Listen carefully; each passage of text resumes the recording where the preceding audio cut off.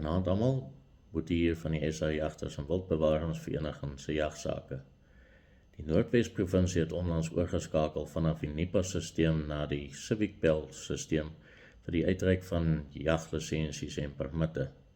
Indien jy probleme ondervind met die nuwe stelsel, kan jy gerus met my kontak maak by boetiek@sahand.co.za en vir my meer inligting verskaf oor die probleme wat jy ondervind, aangesien die LER van omgewingsake van Noordwes vir ons op kort kennisgewing wel die geleentheid gegee het om probleme te kan adresseer.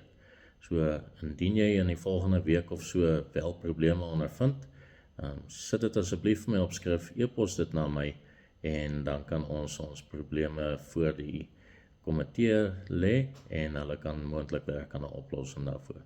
Baie dankie vir julle samewerking, mooi aan.